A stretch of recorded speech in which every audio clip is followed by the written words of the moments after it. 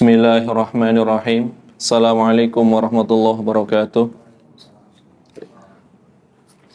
Alhamdulillahirabbil alamin wa asyhadu an la ilaha illallah wahdahu la syarika lah wa asyhadu anna Muhammadan abduhu wa rasuluh sallallahu alaihi wa ala alihi wa sahbihi wa sallama tasliman katsira ila yaumiddin, amma ba'd.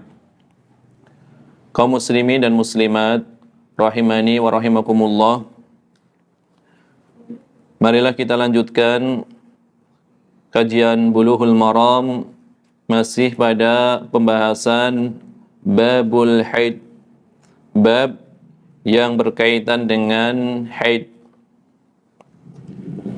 Adapun yang akan kita bahas pada pertemuan kali ini adalah yang berkaitan dengan ma jaa fi ihtisalil mustahadah wa waqtihi, yaitu apa yang datang dari riwayat berkaitan dengan kapan seorang wanita yang tertimpa istihadah itu diperintahkan untuk mandi. Kapan waktu-waktunya? Inilah yang akan dibahas pada pertemuan kali ini. Qala al-mu'allifu rahimahullahu ta'ala, penulis rahimahullahu ta'ala mengatakan,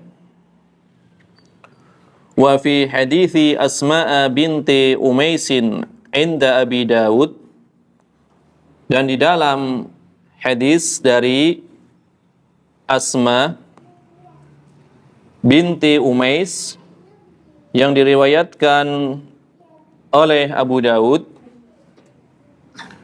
di dalamnya disebutkan litajlis fi mirkanin, hendaklah dia, yaitu wanita tersebut, duduk di dalam sebuah bejana air.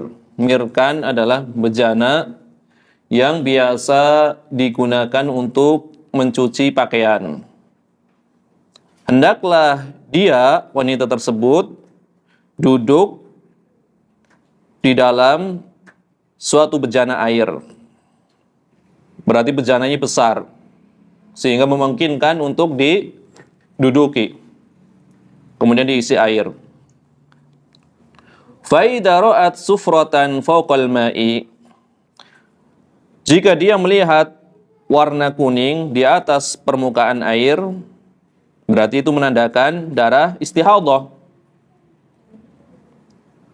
Fal tahtasil lidzuhri wal asri ghuslan wahidan, maka hendaknya ia mandi sekali untuk salat zuhur dan asar. Jadi mandi sekali untuk salat zuhur dan asar. Wa taghtasilil maghribi wal isya'i ghuslan wahidan, dan dia juga mandi sekali untuk salat maghrib dan isya. Wa taghtasilil fajri ghuslan, dan dia mandi untuk salat subuh. Wa tatawadda fima baina dzalik, dan dia berwudu di antara waktu-waktu salat tersebut. Jadi setiap akan salat dia berwudu. Tetapi mandinya adalah setiap waktu salat yang bisa digabungkan. Jadi sebelum zuhur dan asar dia mandi, karena zuhur dan asar bisa digabung. Sebelum maghrib dan isya dia mandi, karena maghrib dan isya bisa digabung. Kemudian sebelum sholat subuh dia juga mandi. Tetapi di sini, di dalam riwayat ini, bukan berarti menjamak sholat, tetapi memang bentuknya mirip seperti menjamak, atau yang disebut dengan ya, jamak suri. Bentuknya seperti jamak. Jadi sholat yang pertama diakhirkan waktunya. Sholat yang kedua diawalkan waktunya. Kan seperti di jamak. Tetapi tetap dilaksanakan di masing-masing waktu. Kalau menjamak memang ya menarik ke salah satu waktunya. Misalkan sholat asar ditarik ke sholat duhur. Atau sholat duhur ditarik ke sholat asar. Ini benar-benar jamak. Tapi kalau jamak suri, keadaannya mirip seperti jamak, tetapi tetap sholat di masing-masing waktu. Jadi sholat yang pertama, contohnya sholat duhur itu diakhirkan. Sholat yang kedua, yaitu sholat asar, dimajukan. Jadi begitu selesai sholat duhur, kemudian masuk waktu asar, baru sholat asar. Seperti di jamak, maka disebut sebagai ya jamak suri. Ya, ini adalah maknanya secara global. Jadi di dalam hadis yang diriwayatkan atau bersumber dari Asma binti Umais yang diriwayatkan oleh Imam Abu Dawud tentang seorang yang tertimpa istihadah, ya, darah yang bukan darah kebiasaan. Maka dia ingin mengetahui apakah darah tersebut darah haid atau darah selainnya. Maka cara mengetahuinya dia duduk di bejana yang besar, yang dipenuhi air, atau yang ada airnya, walaupun tidak penuh. Yang jelas dia duduk. Kemudian dia lihat, apakah di permukaan air ada warna darahnya. Apabila ada warna darah kuning, ya karena darahnya tercampur dengan air, maka menjadi kekuning-kuningan. Maka berarti ini adalah darah istihadah. Maka setelah diketahui dia dalam keadaan istihadah, hendaknya dia setiap ingin melakukan sholat yang bisa dijamak, maka dia mendahului dengan mandi. Berarti karena yang bisa dijamak cuma ada 4 waktu sholat, duhur, kemudian asar, maghrib, kemudian isya, maka mandinya 3 kali, ya. Karena subuh tidak bisa dijamak, tetapi sholat yang berdiri sendiri, maksudnya tidak tidak bisa digabungkan dalam satu waktu, maka tetap disyariatkan untuk mandi. Tetapi apakah mandinya di sini wajib atau sunnah? Maka di sini ada khilaf atau perselisihan pendapat di kalangan para ulama. Insyaallah ta'ala akan kita terangkan nanti di dalam pembahasan fiqhul hadisnya. Adapun berkaitan dengan rawi sahabiyah yang meriwayatkan hadis ini, yaitu Asma bintu Umais, ya. Asma bintu Umais. Beliau adalah salah seorang di antara wanita yang pertama kali masuk Islam, ya. Asma bintu Umais itu menikah dengan Ja'far bin Abi Thalib. Ya, berarti Ja'far bin Abi Thalib berarti adalah kakak atau saudara dari Ali bin Abi Thalib. Kemudian Asma bintu Umais, beliau berhijrah ketika itu bersama suaminya ke negeri Habasyah, ya. Ke negeri Habasyah.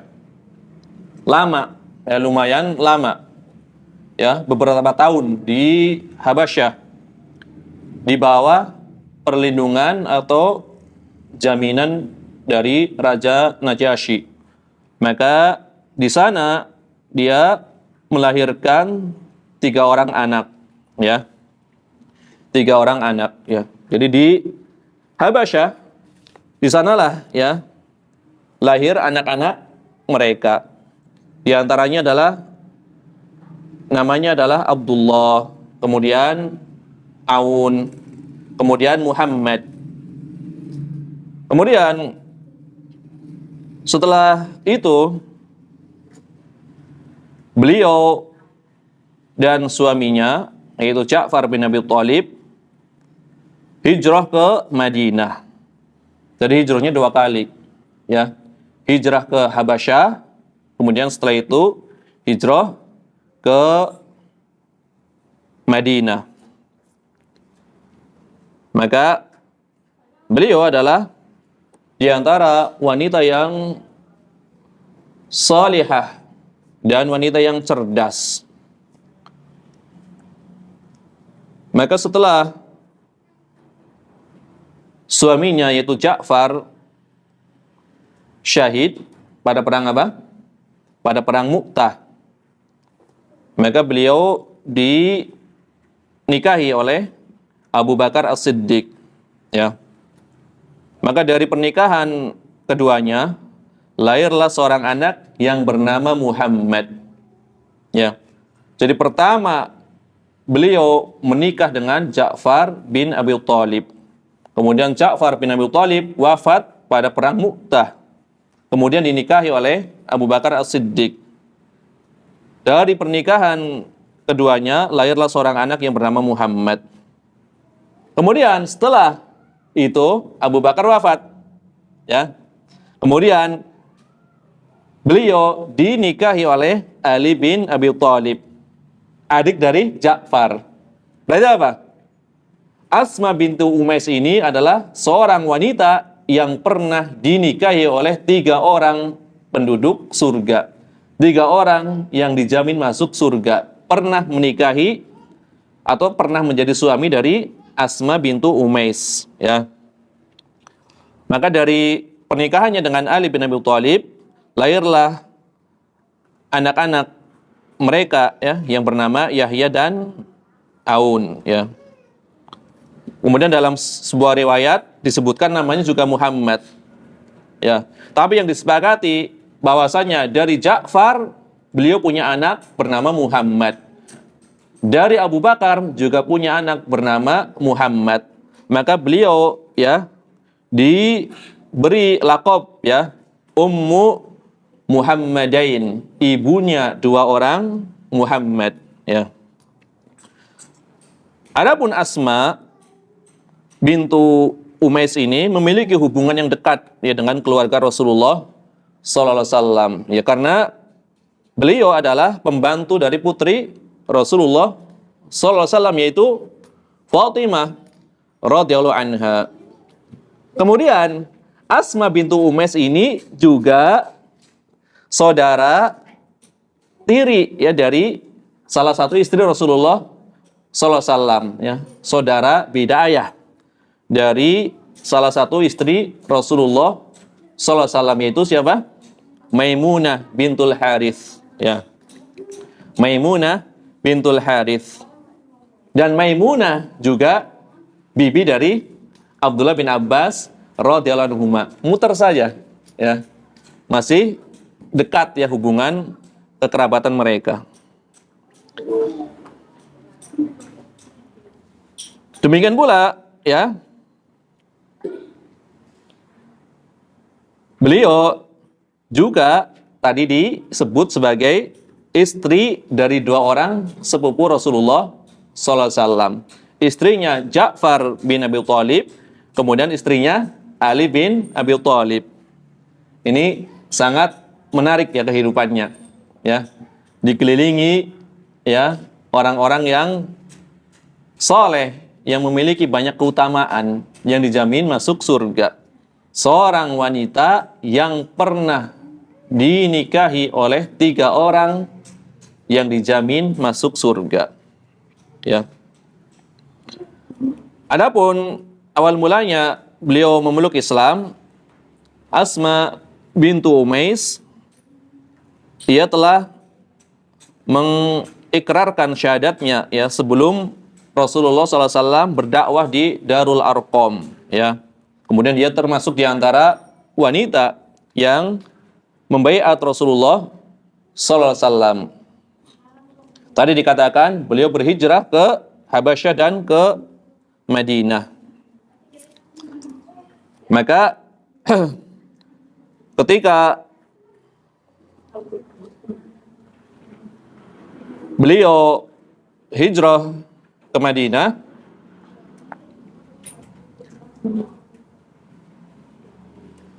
beliau mengatakan,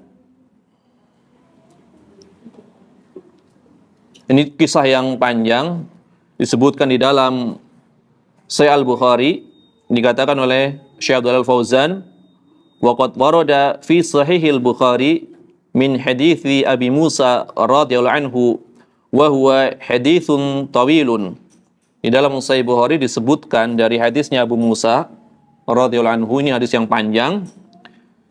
Ya, di dalam hadis tersebut ya disebutkan riwayat yaitu berkaitan dengan masalah hijrah. Karena kan tadi dikatakan Asma bintu Umais hijrah ke Habasyah. Sehingga beliau ketika hijrah ke Madinah telah didahului oleh sahabat yang lainnya. Ya, di antaranya adalah Umar Ibn Khattab radhiyallahu anhu. Maka sempat ada ya perdebatan ya. Diriwayatkan dari Asy-Sya'bi, Umar berkata, "Wahai wanita Habasyah," yang dimaksud adalah Asma bintu Umais, "kami lebih dulu hijrah dari kalian, ya. Sabaqnakum bil hijrah."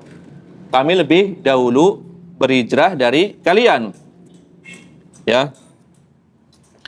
Fa nahnu ahaqqu bi Rasulillahi sallallahu alaihi wasallam minkum. Maka kami lebih berhak ya untuk menjadi orang yang lebih dekat kepada Rasulullah SAW daripada kalian, karena kami lebih dahulu hijrah ke Madinah. Ya. Akhirnya Asma mendengar ucapan Umar bin Khattab. Beliau berkata, "Engkau benar. Kalian tinggal bersama dengan Rasulullah SAW. Orang-orang yang lapar di antara kalian mendapatkan makanan, dan orang-orang yang tidak mengetahui ilmu mendapatkan pengajaran." Ini kata Asma. Kemudian Asma pun melanjutkan kata-katanya, "Sedangkan kami pernah berada di negeri yang jauh dan orang itu berat untuk melangkah ke sana, yaitu negeri Habasyah, jauh. Tetapi kami melakukannya karena Allah dan Rasul-Nya. Dan demi Allah akan kusampaikan kepada Rasulullah sallallahu alaihi wasallam apa yang kau katakan wahai Umar." Ya. Kemudian ketika disebutkan dialog antara beliau dengan Umar radhiyallahu anhu, maka Nabi SAW bersabda, ya, "Laisa bihaqqo bi minkum walahu wa li ashabihi hijratan wahidah walakum antum ahlas safina hijratan." Kata Nabi SAW, ya, mereka tidak lebih berhak daripada kalian, yaitu orang-orang yang lebih dulu hijrah ke Madinah. Ya. Walahu wa li ashabihi hijratun wahidah. Bagi Umar dan para sahabatnya itu cuma hijrah sekali saja. Sedangkan kalian, wahai orang yang mengarungi lautan dengan kapal, memiliki keutamaan 2 kali hijrah, ya. Ini disebutkan ya riwayatnya oleh Imam Al-Bukhari dan Muslim, ya. Jadi mereka yaitu Umar dan kawan-kawannya hanya berhijrah sekali, sedangkan kalian ya berhijrah 2 kali. Jadi intinya ini untuk menunjukkan keutamaan orang-orang atau sahabat yang terlebih dahulu hijrah ke Habasyah sebelum ke Madinah. Memiliki 2 keutamaan, hijrahnya 2 kali. Ya. Ini untuk membesarkan hati Asma dan orang-orang yang ikut hijrah bersama beliau. Ya. Jadi beliau dinikahi oleh 3 orang yang dijamin masuk surga. Suatu ketika anaknya Abu Bakar, namanya siapa tadi? Muhammad, berdebat dengan anaknya Ja'far yang bernama Muhammad pula. Ya. Satu dari mereka berkata kepada yang lainnya, "Ayahku lebih mulia dari ayahmu." Ya. Masing-masing mengunggulkan ayahnya, dua orang Muhammad ini. Nah, ketika itu Ali masih hidup, ya. Jadi anaknya dua orang yang bernama Muhammad, dua-duanya Muhammad itu berdebat. Yang satu mengatakan ayahku yaitu Ja'far lebih utama dari ayahmu. Yang satu mengatakan ayahku Abu Bakar lebih utama dari ayahmu. Di situ ada Ali bin Abi Thalib. Pusing kan melihatnya, ya. Ya. Ali pusing. Maka akhirnya ya Ali meminta Asma untuk mendamaikan keduanya. Asma, tolong ya, damaikan keduanya. Maka Asma berkata, "Aku tidak pernah melihat seorang pemuda yang lebih baik dari Ja'far. Dan aku juga tidak pernah melihat seorang yang berusia separuh baya yang lebih mulia dari Abu Bakar." Jadi dua-duanya dipuji.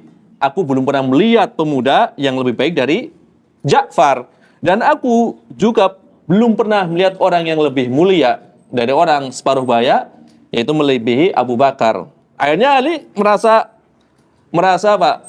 Merasa kalah dari keduanya. Tidakkah kau sisakan bagian untukku? Seandainya tidak kau katakan ucapan tadi, tentu aku akan senang. Akhirnya Asma menanggapi, "Demi Allah, engkaulah orang yang ketiga dan yang paling bahagia, tidak butuh pembanding." Ya. Akhirnya Pak, dipuji semuanya tiga-tiganya.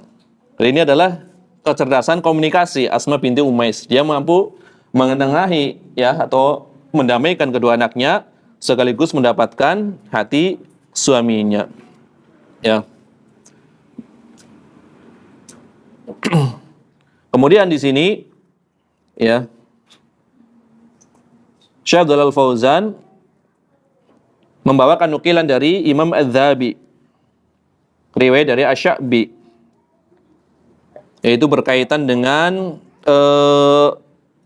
mengkafani wanita, ya, mengkafani wanita.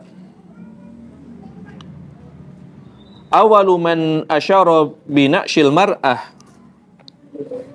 yakni al-makibbah Asma, ra'at an-nasara yasna'unahu bil Habasyah. Jadi wanita yang pertama kali ya memiliki ide untuk yang membuat lapisan kafan bagi wanita adalah Asma, karena dia melihat kebiasaan orang-orang Nasara di Habasyah, di Ethiopia. Jadi ini Fatimah, putri Nabi SAW, ketika melihat ada jenazah wanita yang dibungkus dengan kain kafan, itu merasa tidak nyaman. Karena ketika dibungkus, terlihat atau menjadi terlihat lekuk tubuhnya. Ya. Maka kemudian Asma mengambil ya pelepah kurma yang basah, ya, pelepah kurma yang basah. Kemudian setelah itu di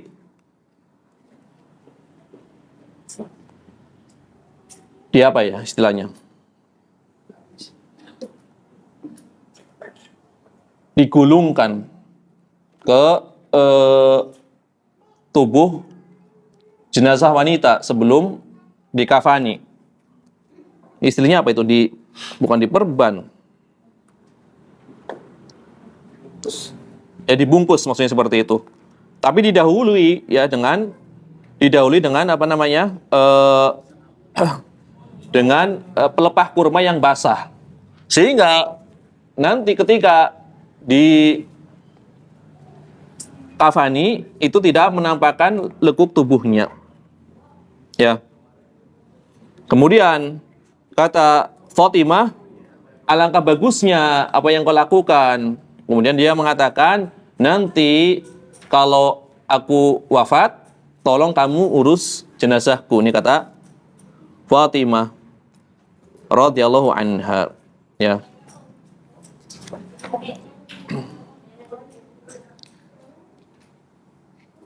Ini adalah ya diantara ya sedikit biografi dari Asma bintu Umais, seorang yang dijuluki dengan ibunya dua Muhammad, ya. Ibunya dua Muhammad. Ini ada satu lagi ya, pendidikan Rasulullah SAW agar tidak berdusta walaupun ringan. Jadi Asma bintu Umais, beliau mengatakan, aku adalah orang yang pernah mendandani Aisyah, ya, mendandani Aisyah, ya ketika akan menikah dengan Rasulullah SAW.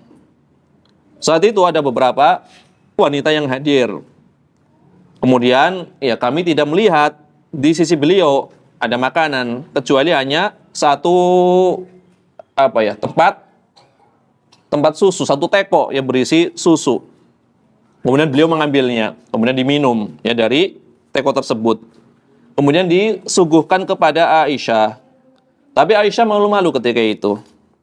Nah, kata Asma, jangan kau tolak ya uluran tangan Rasulullah sallallahu alaihi wasallam. Kemudian Aisyah pun mengambilnya dan meminumnya.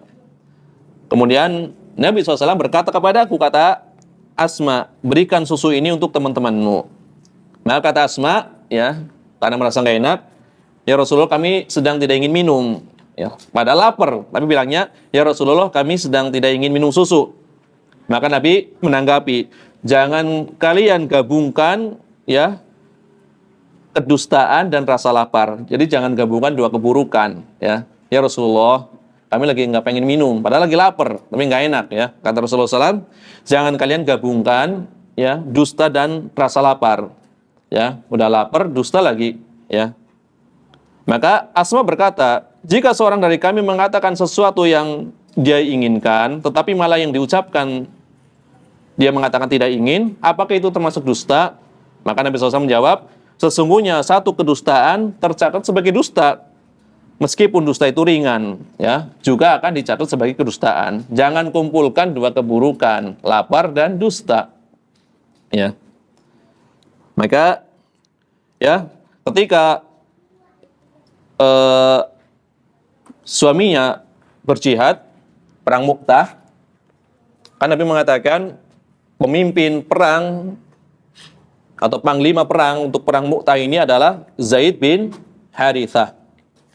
Kalau Zaid wafat, maka yang menjadi pemimpin adalah Ja'far bin Abi Thalib, suami dari Asma bintu Umais.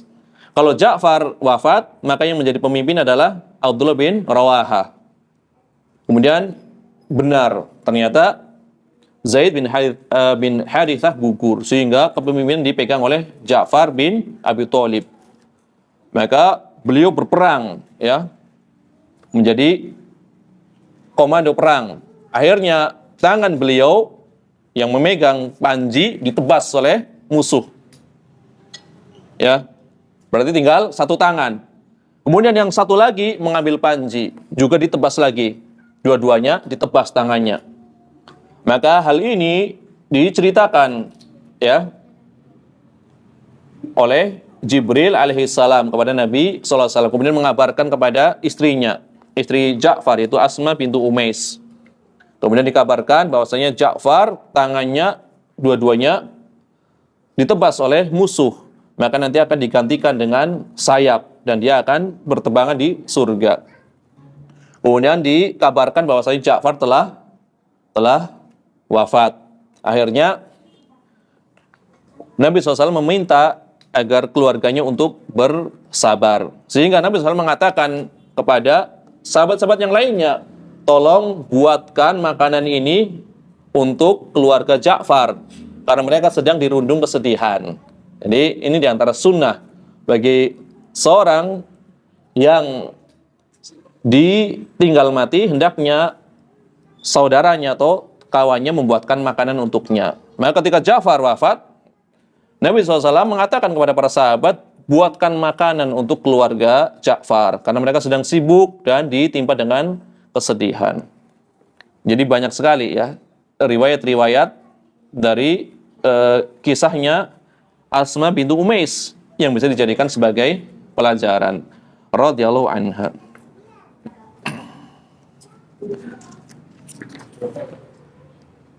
Adapun hadis ini tadi diriwayatkan oleh Imam Abu Daud, ya, kata Imam Ibnu Hajar di dalam bab maqala tajma'u baina as-salatain wa tahtasilu lahumma wuslan. Seorang wanita yang menggabungkan dua waktu sholat, kemudian dia mandi sekali untuk dua waktu sholat tersebut. Jadi sholatnya digabungkan, kemudian mandinya sekali saja untuk dua sholat yang digabungkan. Tapi digabungkan di sini maksudnya secara jamak suri. Jamak secara apa? Secara bentuknya saja, bukan secara hakikatnya. Yang tadi dikatakan yang pertama diakhirkan, yang kedua dimajukan. Jadi seakan-akan kayak di jamak suri. Maka ada mati suri, ya. Ada jamak suri, ada mati suri. Ini riwayat Abu Daud. Kemudian hadis ini diriwayatkan pula oleh Imam Ad-Darqutni, kemudian Imam Al-Hakim dan Imam Al-Baihaqi, ya, dari jalur Suhail bin Abi Saleh, dari Az-Zuhri, dari Urwah bin Zubair, ya, dari Asma binti Umais radhiyallahu anha. Beliau berkata, Asma, qultu ya Rasulullah, wahai Rasulullah, inna Fatimah binta Abi Hubeish ustuhidat mundu kada wa kada falam tusalli. Sesungguhnya Fatimah bintu Abi Hubeish, beliau tertimpa istihadah, ya, sejak hari sekian sampai hari sekian, dan dia belum sholat atau tidak sholat. Maka Rasulullah SAW mengatakan, Subhanallah, hada minasyaiton. Ini adalah gangguan dari syaitan, ya. Jadi istihadah adalah dikatakan sebagai gangguan dari syaitan. Jadi nanti ada beberapa riwayat yang menunjukkan syaitan melakukan sesuatu pada diri seorang wanita, ya, yaitu dipukul, ya, bagian yang ada di rahimnya dengan kakinya, ya, sehingga menimbulkan dampak bagi wanita tersebut, yaitu keluar darah yang bukan darah kebiasaan. Nanti ada riwayat yang kita akan bawakan. Litajlis fi mirkan, maka hendaknya wanita tersebut itu duduk di bejana yang besar, ya, kemudian diisi air. Kemudian disebutkan hadisnya secara lengkapnya. Ini adalah lafaz dari Imam Abu Daud. Kemudian Imam Al-Hakim mengomentari riwayat ini adalah hadis yang sahih berdasarkan syarat Muslim, sesuai dengan syarat Muslim. Tetapi, ya, tidak dikeluarkan dengan lafaz ini oleh Imam Muslim. Tetapi syaratnya sesuai dengan syarat Imam Muslim. Ini kata Imam Al-Hakim. Jadi Imam Muslim dan Imam Al-Bukhari meriwayatkan hadis semisal dari Asma bintu Umais, cuma lafaznya bukan seperti ini. Padahal syaratnya sudah sesuai dengan syaratnya Imam Muslim. Tetapi kenapa lafaznya berbeda? Berarti klaim sesuai dengan syarat Imam Muslim ini perlu ditinjau ulang, nih kata para ulama. Maka dikatakan wa hadza fihi nadhar. Klaim Imam Al-Hakim yang mengatakan hadis ini sesuai dengan syarat Imam Muslim ini perlu ditinjau ulang. Karena sesungguhnya Imam Muslim, kemudian Imam Al-Bukhari juga meriwayatkan dari Asma bintu Umais, tetapi tidak menggunakan lafaz yang seperti ini, tidak menggunakan redaksi yang seperti ini, ya. Ya, intinya hadis ini diperselisihkan oleh para ulama tentang sahih ataupun dhaifnya. Ini panjang pembahasannya. Sebagian menghasankan, sebagian mendhaifkan. Ya. Karena di dalam riwayat yang sahih itu disebutkan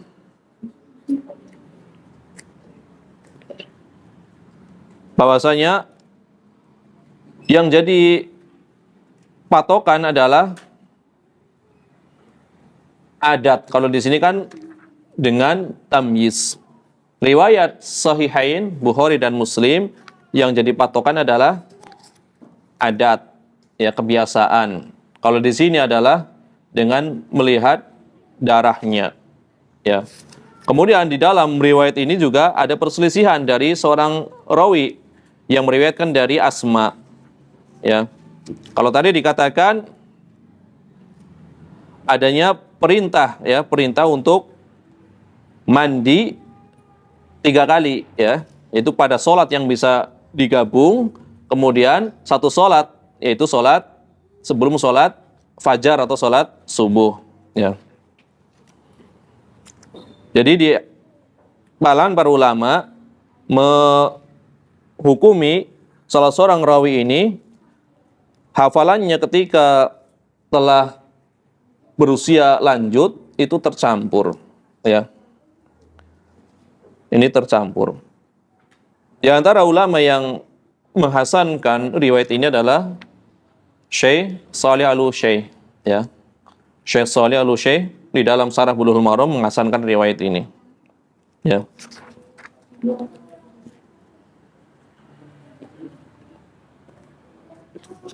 Kemudian pelajaran-pelajaran yang bisa diambil dari hadis ini sebagai dalil bahwa seorang wanita yang tertimpa istihadah, maka dia diperintahkan untuk setiap 2 waktu sholat, ia mendahului dengan mandi sekali. Ya, tadi dikatakan pertama untuk sholat duhur dan asar. Kemudian yang kedua untuk maghrib dan isya. Yang ketiga adalah sebelum sholat subuh. Ya. Kemudian waktu yang pertama diakhirkan, waktu yang kedua dimajukan. Ya, maghrib diakhirkan, isya dimajukan. Duhur diakhirkan, asar dimajukan. Ini adalah, ya, yang dipilih pendapat ini oleh sekelompok kalangan salaf dari para sahabat dan tabi'in. Dari kalangan sahabat diantaranya adalah Ali dan Ibn Abbas radhiyallahu anhuma. Kemudian dari kalangan tabi'in diantaranya adalah Ibrahim An-Nakhai, ya.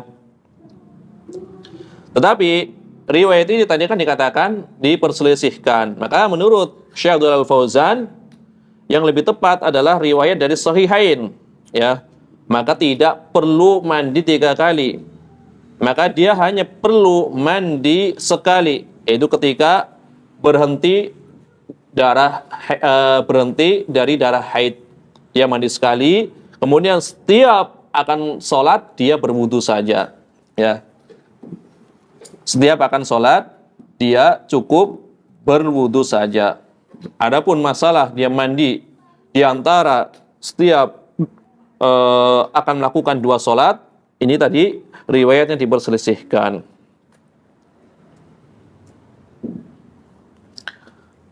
Kemudian bagi yang mensahihkan riwayat ini, ya, setelah membawakan riwayat dari Abu Dawud, maka diriwayatkan dari Mujahid, kemudian dari Ibn Abbas radhiyallahu anhuma, ketika ya berat, ya, ini kan ada 3 riwayat. Pertama riwayat hanya cukup berwudu saja, mandinya berarti sekali, setiap selesai berhenti darah haid dia mandi sekali. Karena dia istihadah, berarti cukup setiap akan sholat dia berwudu. Ini riwayat yang pertama. Kemudian riwayat yang kedua, ini diperselisihkan, mandi setiap akan sholat. Ya, mandi setiap akan sholat. Jadi pertama hanya mandi sekali, tapi setiap akan sholat dia berwudu. Yang kedua, mandi setiap akan sholat. berarti kan berat. Yang ketiga adalah ketika berat untuk mandi setiap akan sholat, maka sholat yang bisa digabungkan didahului dengan mandi sekali. Jadi mandinya tadinya 5 kali menjadi berapa? Menjadi 3 kali, ya. Ini adalah menggabungkan beberapa riwayat, ya. Ketika berat ya untuk mandi setiap kali mau sholat, maka diperintahkan untuk mandi sekali pada setiap sholat yang waktunya berdekatan atau bisa digabungkan. Ya, ini adalah menggabungkan beberapa riwayat.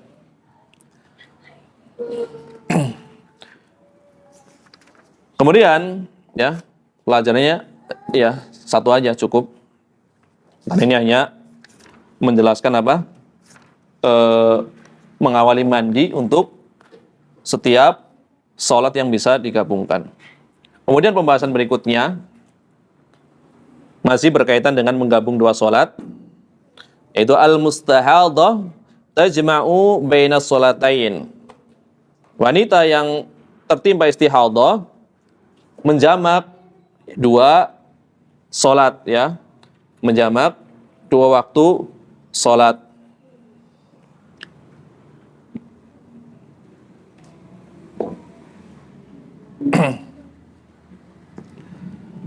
Qala al-mu'allif rahimahullah ta'ala, penulis rahimahullah ta'ala mengatakan, wa an Hamnata binti Jahshin qalat, dan dari Hamnah bintu Jahash, Hamnah bintu Jahash, dia berkata, kuntu ustahadu haidatan kabiratan syadidatan.